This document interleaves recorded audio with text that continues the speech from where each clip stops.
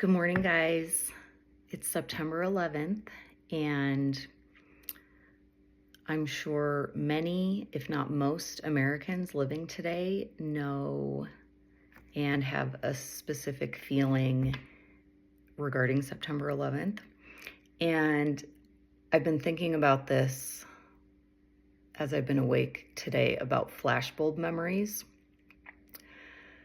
A lot of people have probably heard of flashbulb memories. Basically, what these flashbulb memories, they're autobiographical memories of events, but typically the events in that we're labeling as flashbulb memories are typically public events. So usually they're events that affect like the entire nation or the world or a huge group of people, but they can sometimes be events that only occur kind of in small family groups or small communities, something like that.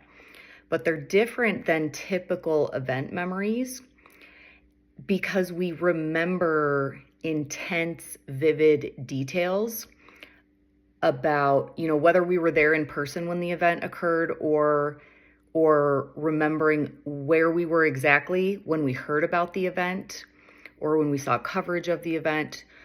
Usually with flashbulb memories, we'll remember exactly where we were, sometimes even what we were wearing. We'll remember who we were with. We'll remember kind of the time in our life that we were in when this event occurred.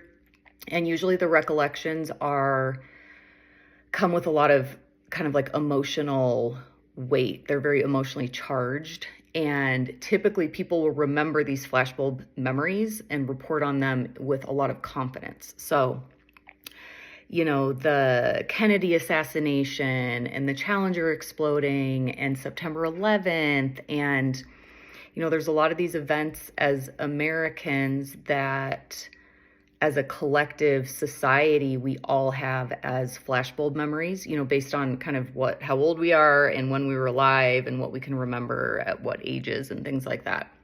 But so September 11th is definitely one of the strong flashbulb memories that I have. And I was in college when this happened. I was a sophomore in college. It was my second year. I was living in an apartment off campus. And I remember it was early in the morning, Mountain Standard Time, and when it was being reported on the news. I was asleep.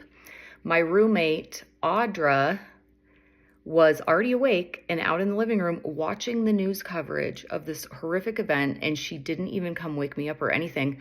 I actually got woken up because my boyfriend at the time, his mom, called him, and so then he called me and woke me up, and because we did have cell phones those days. So when I heard about it, I ran out to the TV and I was so mad I remember being so mad at my roommate Audra that she didn't come wake me up. I'm like, what the hell? This is horrible. So anyway, we nobody went to school. Everything was shut down. We sat and watched, stayed in our apartment and watched the coverage. And I just remember how terrifying and horrifying it was. Helpless that I felt. I mean, I'm a college student in Utah. I had no intention of going into the military at that point. I was 20 years old. I didn't join the military until I was 25. 24 basically is when I made the decision to join the military. So this was prior to any of that, of me knowing that I would ever join the organization, that would be involved in fighting the bad guys.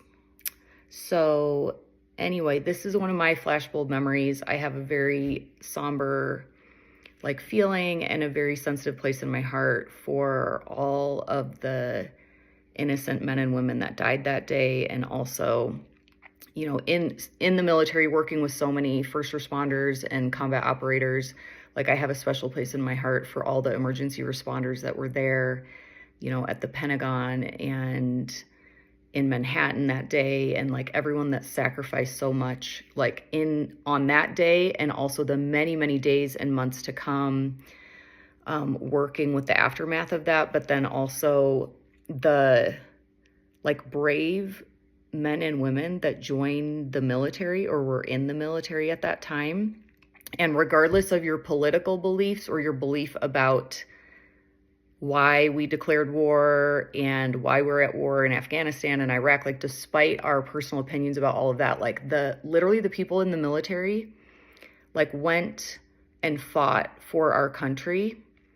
They signed on the dotted line, and I'm so grateful for everyone that's done that. And I'm so grateful for like the first responders, the firefighters, for everybody that puts their lives on the line for all of us, for the innocent bystanders, for the people, even for the people that we might have like disdain or hatred for. Like, these heroes are willing to put their lives on the line. And I just think that's so amazing and so special and so unique that human beings have the capability to do that and to respond in that way. So I'm sure many of you are like me, that will have a special feeling in our heart today and many days throughout the year as we think about September 11th and the aftermath. And I would love to hear about your experience with this flashbulb memory of September 11th and where you were, how you heard, how it affected you, if you had family members or friends, or if you were in the military at the time or in the fire departments, what was your experience? Thanks.